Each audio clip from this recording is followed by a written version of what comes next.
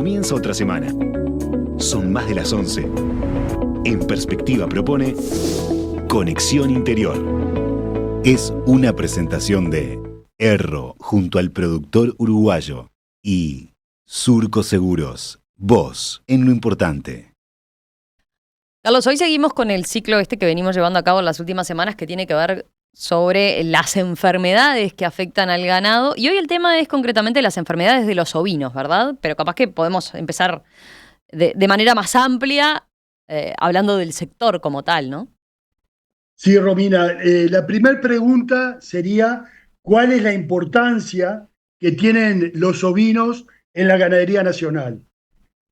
Para mí, la principal, lo más importante que tienen los ovinos es que la fuente de alimentación de proteína es la fuente de carne para las familias que viven y trabajan en el campo. Te doy un ejemplo. Uh-huh. ¿Tú sabías que la carne que comen todos los niños en las escuelas rurales, todos los días en el almuerzo de todos los niños, es carne de ovino, que Mira. se la aportan los productores de la zona? O sea que ahí tenemos un rol fundamental como base alimenticia de las escuelas rurales de todo el país.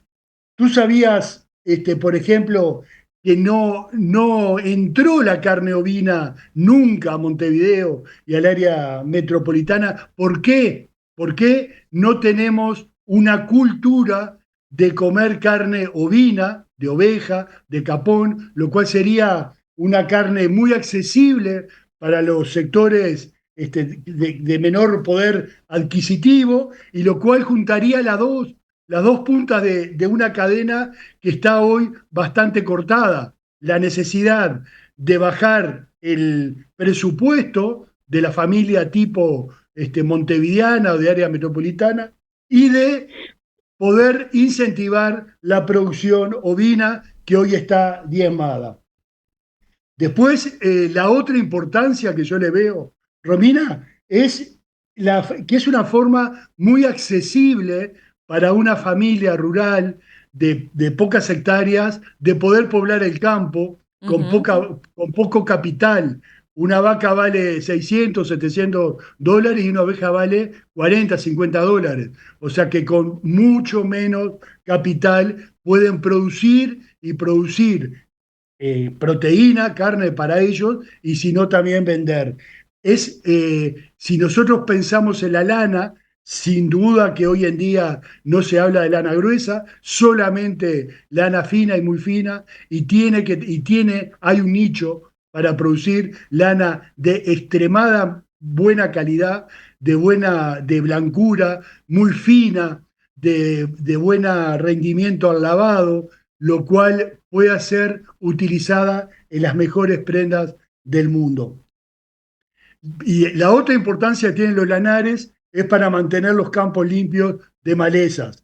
Son herbicidas naturales, son rotativas que no gastan gasoil, es por la forma de comer, que tienen boca chica, comen bien abajo, comen al ras del suelo, comen todo, y lo que dejan un campo limpio, que como vimos, la importancia que tiene el campo natural en la ganadería uruguaya, los lanares son necesarios para mantener esos campos naturales libres de maleza. ¿Por qué pasamos de 26 millones de ovinos a 6 millones de ovinos que hay hoy? ¿Cuáles son las causas de esa baja en el stock ovino nacional? Lleva mucha mano de obra, la mano de obra cada vez es más escasa, la gurizada le saca el cuerpo a los trabajos con ovinos y a los trabajos de campo en general. Es difícil conseguir mano de obra. El bajo valor de la lana gruesa, Uruguay tenía una majada de las más importantes del mundo de Corriel, que era lana gruesa, que era de otra época, de que se hacían alfombras y buzos baratos de lana gruesa. Hoy en día todo es polar y todo es sintético, y esas lanas quedaron en desuso y pierden valor. los robos de los lanares, yo no sé a quién se le ocurrió la palabra vigiato, que es difícil de entender, es robo de lanares, y los que roban lanares son ladrones. Después el ataque de los perros Ujú. asesinos, que varias veces lo tocamos en Conexión Interior, y también, ¿por qué no?, problemas sanitarios que han llevado a mortandades grandes de lanares, como en esta época de lluvia, estos 2 meses, hubieron altas mortandades de lanares debido a la lluvia. Otro concepto bastante importante, en la época de la sequía, la que la vivimos 3 años en la sequía, los lanares nos salvaron la plata, porque a pesar que no había comida, la poquita comida que había, los lanares tenían un buen desarrollo y pudimos sostener los pagos, la cadena de pagos, gracias a la venta de lanares, cosa que no podíamos hacer con los vacunos. Pero es inversamente, pasa exactamente al revés. Cuando llueve, los vacunos se desarrollan bien, pasan bien, y los lanares sufren. Lo que es bueno para uno es malo para otro. Todas estas causas fueron llevando prácticamente a que un rubro desaparezca, y hoy es simplemente demostrativo. Ya lo contamos en los departamentos del norte, Salto y Artigas. Decíamos que igual que cualquier producción, los ovinos también tienen 4 patas, que es la parte genética, que hablamos en varios programas, la parte de manejo, que hablamos en varios programas, la parte de nutrición, que también hablamos en varios programas, y está la parte sanitaria, que es este ciclo que estamos llevando a cabo en los últimos programas, y hoy nos enfrentamos a tratar el tema sanitario de los ovinos, pero mejor que lo explique yo, que lo explique el invitado de hoy, que es el doctor Gabriel Durán Ontú, es hijo del doctor Aníbal Durán del Campo, uno de los veterinarios especialistas en reproducción animal, que introdujo la inseminación en el Uruguay. Está casado con Cecilia, padre de 4 hijos, uno de ellos ya lo tuvimos en Conexión Interior, es Juan Durán, que también es veterinario, hincha de Rampla y un muy querido amigo mío. Gabriel, ¿qué tal? Bienvenido, ¿cómo estás?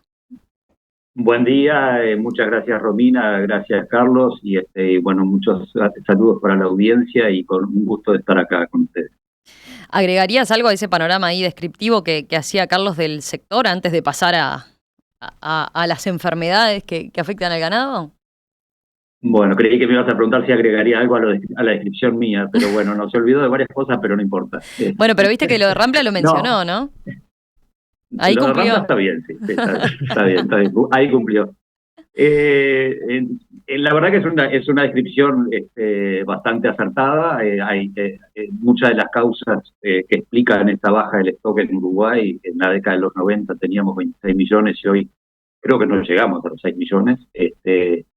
Bueno, están explicadas básicamente por eso. No fue un fenómeno solo en el Uruguay, fue un fenómeno a nivel mundial.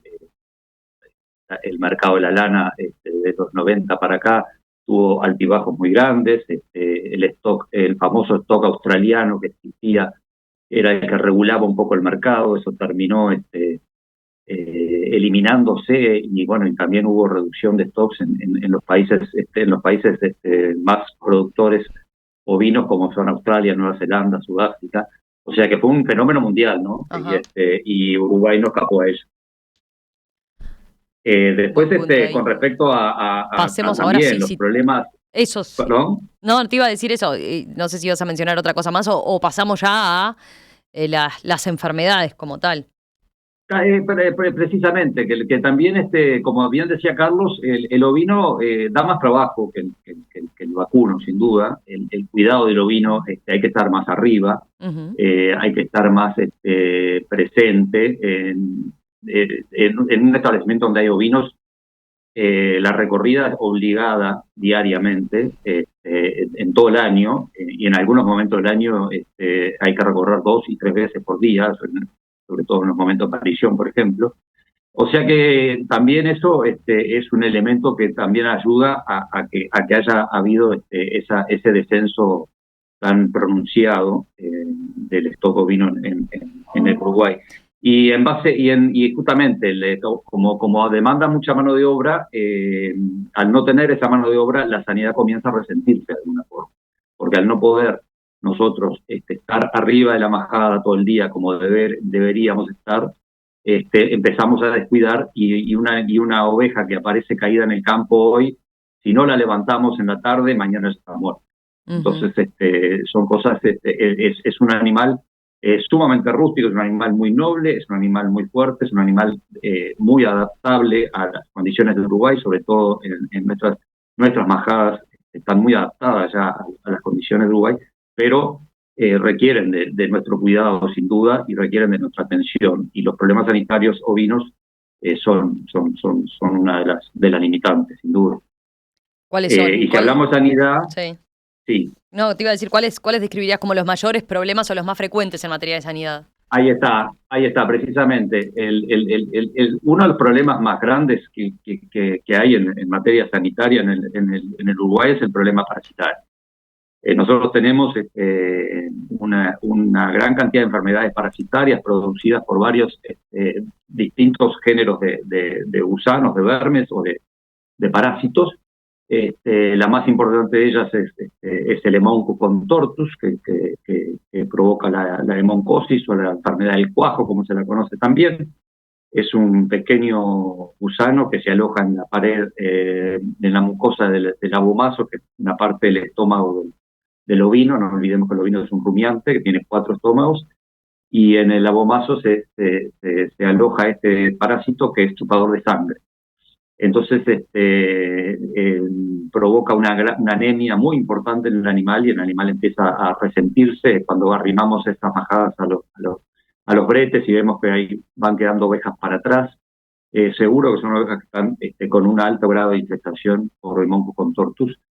Y el problema, a veces uno dice, bueno, pero se le da una toma y se acabó el problema, pero el problema está en que las soluciones que se han ido aportando a todos estos problemas de enfermedades parasitarias han también desarrollado resistencia en estos parásitos. Entonces, hay una enorme cantidad de distintas drogas que se han ido dando a lo largo del tiempo, y algunas de ellas han dejado de tener efecto, a veces por el mal uso también, ¿no? Porque una correcta sanidad debería llevar un plan sanitario, y ese plan sanitario debiera cumplirse, y no es lo que pasa casi siempre en muchos establecimientos. A veces pasa eso, uno ve una oveja media que se está quedando para atrás y va y le encaja una toma, sin tener a veces la precaución de ver si el principio activo de esa toma no es el que viene dando ya hace tiempo y que hace tiempo que no está dando resultados. Entonces esos son detalles que hay que tener en cuenta para poder ir mejorando en los resultados que esperamos tener cuando aplicamos un antiparasitario, ¿no? Porque la idea es justamente bajar la infestación de esos animales para poder mejorar el estado sanitario de ese animal, para que ese animal empiece a producir como debe, y a engordar y a producir lana o carne o lo que fuera que el animal produce. Entonces, un buen plan sanitario con alternancia de los principios activos, no dándolo constantemente, haciendo tomas estratégicas, son las que se conocen como las tomas en los momentos estratégicos del ciclo productivo de la oveja. Ya sea tenemos la toma preencarnerada, o sea, previo a la encarnerada se le da una toma. La toma preparto, o sea, cuando la oveja ya está pronta para el parto, se le da una toma allí en el parto. La toma de la lactación, la oveja cuando parió y empezó a dar de mamar, a los 20 días, un mes, empiezan a bajar sus defensas y se puede volver a reinfestar, entonces ahí también hay una toma estratégica. En fin, un plan sanitario que cualquier veterinario que ha trabajado en esto lo conoce perfectamente y los puede implementar en cualquier establecimiento.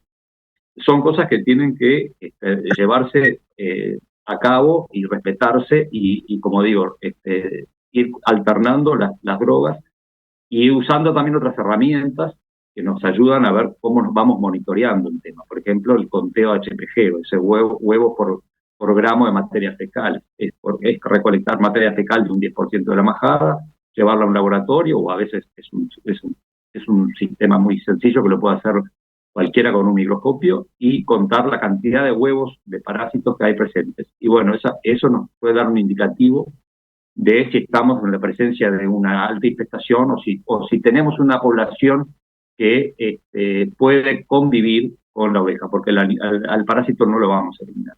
Pero puede haber un nivel de infestación que le permita a la oveja convivir con él.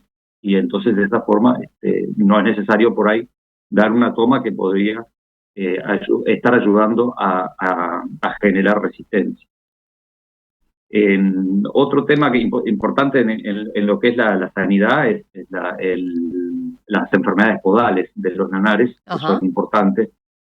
Como bien decía Carlos, la oveja sufre muchísimo con la humedad, sufre muchísimo con los días de exceso de lluvia, y los campos bajos, sobre todo, las ovejas están constantemente con las pezuñas en el barro o en el agua o en la humedad sencillamente del pasto, y eso puede provocar desde una dermatitis interdigital, que es una pequeña llaga que se hace a nivel de entre las dos pezuñas, pero eso puede también, si no se trata enseguida, si no se la cura, ir desarrollando dos tipos de enfermedades distintas también, que una es, como la nombró Carlos, es la bichera, la miasis, aprovechando esa lesión interdigital, la mosca pone sus huevos y allí empieza a desarrollarse la bichera, y cuando de un día para el otro encontramos ya que hay gusanos entre los dedos, y hay que curarlo inmediatamente, porque si lo dejamos estar, esa bichera se va profundizando y ya provocando alteraciones que prácticamente hacen irreversible la vida del animal, ¿no? Y la otra más importante es el pietín, que es una enfermedad típica de los lanares, producida por una bacteria anaerobiótica, que actúa precisamente en anaerobiosis, o sea, en ausencia de oxígeno, y necesita una puerta de entrada, que puede ser esta llaga inicial que hablábamos, y allí empieza a producir necrosis de los tejidos circundantes, y bueno, puede provocar también el acantonamiento de la bacteria en las partes duras, digamos en la pezuña, y el animal pasa a ser crónico, y a su vez a ser crónico exportador. O sea que por ahí tenemos el animal que no lo vemos claudicar, que no lo vemos renguear ni mancar, pero tiene una pezuña gruesa, y es un animal portador que puede contagiar otros animales, cuando se dan las condiciones, ¿no? Entonces también ese es un tema a tener en cuenta. Se soluciona con pediluvios estratégicos también en determinados momentos, en el otoño, por ejemplo, con exceso de lluvia, en la primavera, con el aumento de la humedad. Son pediluvios que se hacen puede ser con sulfato de zinc o con formol, lo que permiten es colocar las majadas en pediluvios, que son como unos baños, que muchos existen incluso dentro del tubo mismo donde pasa la majada, y con pasar la majada por allí o estar 5 minutos detenida en esa solución, pues una solución de formol al 5%, una solución de zinc al 10%, bueno, permite el endurecimiento de la pezuña y puede de alguna forma prevenir y curar en algún caso de pietín, ¿no? Sin entrar en mucho detalle, hay casos avanzados de pietín para controlar mejor la enfermedad, requieren de la eliminación de esos animales del establecimiento, ¿no? Como te decía, esas pezuñas engrosadas, queda un animal crónico que es portador y es potencialmente distribuidor de la enfermedad. Después entonces conviene eliminar esos portadores, o aquellos animales que después de haber hecho 1, 2, 3 pediluvios siguen todavía con algún problema y no terminan de curarse. Bueno, esos son animales que no van a tener vuelta y es mejor eliminarlos. Enseguida continuamos conversando con Gabriel Durán, médico veterinario, a propósito de las enfermedades, en este caso del rubro ovino. ¿Qué es un seguro? Es para tus cosas. Si les pasa algo, te pagan. ¿Quién te paga? Surco Seguros. ¿Y qué cosas? La casa, el auto. ¿Quién más asegura en Surco? Los vecinos, sus cultivos del campo. ¿Y vos, Agüe? Seguro de vida desde mucho antes que vos nacieras. Se siguen sumando generaciones que confían. Cumplimos 30 años cumpliendo. Surco Seguros. Vos en lo importante. En Erro, brindamos soluciones, tecnología e innovación para toda la cadena productiva. Somos una empresa pujante que trabajamos arduamente en la alianza con las marcas líderes en el mundo para satisfacer las demandas del mercado actual. Erro, una empresa 100% familiar cumpliendo 75 años junto al productor uruguayo. Seguimos en Conexión Interior, hoy con Carlos Amonte. Seguimos en este ciclo que hemos iniciado hace algunas semanas hablando sobre enfermedades que afectan al ganado. Hoy concretamente el tema es enfermedades de los ovinos y estamos con el médico veterinario Gabriel Durán. Carlos. Gabriel, hacia el pasar hablaste de un plan sanitario para la audiencia que capaz no está tan familiarizada con tema de campo. Explícanos un poquito en qué consiste un plan sanitario, quién lo realiza, cómo se ejecuta y cuál es el rol fundamental que atrás de todo plan sanitario están los laboratorios, el INEA trabajando en investigación y sin duda la cátedra de veterinaria con todos sus estudios farmacológicos y de los diferentes ítems que consiste en un plan sanitario. Bien. Sí, como dije antes, un plan sanitario, bueno, hablamos de tener un plan sanitario para las tomas estratégicas, pero también este plan sanitario incluye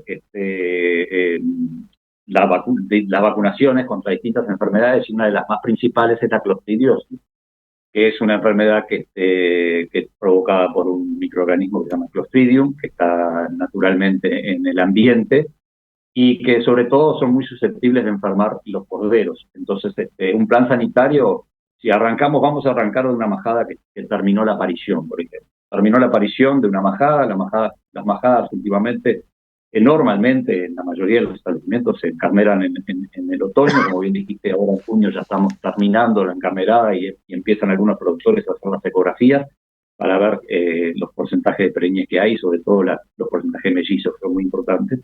Entonces, una majada que terminó de parir, o sea que la encarneramos en otoño, tenemos 5 meses de gestación, arranca a parir en agosto los primeros corderos, algunos en julio si se encarneró un poco más temprano, pero hasta agosto, septiembre, octubre, las majadas se están pariendo. Bueno, una majada que empieza a parir, lo primero que se hace en el plan sanitario es la parte de la señalada. O sea, como bien decías, de los carneros que se los marca y se los guampa en el caso de que sean castrados y se los castra, bueno, con los corderos lo mismo. Se castra el cordero macho, se le corta la cola, se hace la señalada, que es una señal que tiene cada productor, que tiene un distintivo en las orejas, y con eso queda identificado el animal que pertenece, esa señal pertenece a ese productor, ¿verdad? Entonces, en esa primera etapa se hace eso y ya se le da la clostridiosis, que es una vacuna contra el Clostridium, como digo, y también en algunos establecimientos se da el ectima. El ectima es una enfermedad también cutánea, que en algunos establecimientos, si no está presente, no es necesario dar, porque el ectima es una vacuna con el agente vivo, y entonces si damos la vacuna, después ya la tenemos que dar todos los años. Pero es una vacuna anual solamente, y al cordero se lo inmuniza ya con eso y ya de por vida queda inmunizado. En ese plan sanitario vamos a incluir también la dosificación correspondiente a las madres, como dijimos en el bloque anterior, cuando están en el alza de lactación. O sea, esos corderos que ya tienen 15 a 20 días de nacido, como decimos, la madre puede volver a infectarse por parasitosis debido al estrés que provoca la lactación, entonces ya se le da una toma. Y después se le puede hacer un pediluvio también. El pediluvio puede ser el momento de dar la toma, como decimos, esos tubos que tienen una batea con agua abajo, ya al momento de pasar por el baño, ya el animal está pasando por una solución de formol o de zinc y ya está haciéndose el pediluvio. Después, después ya vendría la etapa del destete. En la etapa del destete, ya los corderos que van a ser destetados, se les debe repetir la clostridiosis, y las madres se les puede dar una toma, siempre y cuando la justifique. Hay un sistema que se llama FAMACHA, que capaz nos extendemos un poquito demasiado, pero es importante, que es muy sencillo, y que es controlar la mucosa del ojo de la oveja. cuando ponemos las ovejas en el tubo, una a una les vamos mirando la mucosa de los párpados. Es una maniobra muy sencilla que se hace con los dedos apretando en el globo ocular y los párpados saltan hacia afuera. Y esa coloración del párpado nos va a indicar muchas veces si hay una infestación importante o no. Por supuesto hay grados de coloración y hay un grado o dos que ya cuando empieza a ser más pálida, que entonces esa oveja es pasible de ser, de darle una toma. Entonces no le estamos dando toma a toda la majada, no estamos generando aquel problema de resistencia del que hablábamos antes, y estamos dando una toma al animal susceptible que lo está precisando en este momento. Entonces, ese también entra dentro de un plan sanitario, y cuando el productor se acostumbra a aplicarlo, muchas veces hay productores que ya lo hacen sistemáticamente, y ya no prácticamente hay algún porcentaje de la majada a la que nunca se le da toma. Quiere decir que eso también es importante porque uno de alguna forma está identificando los animales resistentes a las enfermedades parasitarias. Esa es una maniobra muy sencilla, fácil de aplicar, fácil de aprender, de enseñársela al personal y poder aplicarla con asiduidad, ¿no? El plan sanitario va a englobar también, por supuesto, los machos, los carneros. Tenemos en algunos momentos del año, los carneros, después que se terminó la encarnerada, los tiramos al fondo del campo, nos olvidamos de eso. Bueno, cuando vamos a encarnerar, no tenemos que traer los carneros la semana antes, hay que traerlos un mes, 2 meses antes, revisarlos, todos los carneros, hacer una revisación testicular de toda la parte del aparato reproductivo del animal, testículos, sobre todo, con esa palpación testicular podemos descartar la existencia de enfermedades que afectan a la parte reproductiva y por supuesto darles un buen estado corporal, darles una buena comida, un campo reservado, lo que fuere antes de la encarnerada, porque esos animales tienen que entrar a la encarnerada en las mejores condiciones. Por supuesto que revisar las patas, revisar boca, no había comentado anteriormente, pero la revisación de la dentición en la oveja es muy importante. La oveja completa los dientes, los 8 dientes, y después empieza el desgaste. Y ya cuando vamos a encarnerar, así como revisamos la boca de los carneros, a ver si todavía tienen buena dentición como para resistir un año más, lo mismo pasa con las ovejas. Esta oveja de 8 dientes, bueno, si hay una oveja con dientes muy gastos, ya la vamos a eliminar. No la vamos a meter en la encarnerada porque no va a completar. Puede que se preñe, pero cuando se preñe después, la gestación misma y el parto la van a debilitar mucho porque ya la dentición de ella no le va a permitir alimentarse correctamente y ese animal no va a llegar seguramente. Entonces ya se hace una selección preencarnerada y aquellas ovejas que ya están con diente gasto, ya se las descarta, se embarcan para frigoríficos, se llevan a una feria para la venta de los carniceros locales o lo que fuera, o para el consumo de establecimientos también, ¿no? Para terminar, no sé. a ver, para ir cerrando, si les parece, les consulto a los dos, hecho este panorama que hicimos sobre las enfermedades, ¿no? Y bueno, y cómo justamente tener un plan sanitario adecuado para el rubro ovino. Quisiera preguntarles un poco sobre lo que hablamos al principio, ¿no? ¿Cómo ven el futuro? Teniendo en cuenta este panorama, ¿no? Lo que decían un poco de los cuidados que requiere, la falta de mano de obra. ¿Cómo ven el futuro de la producción ovina en nuestro país?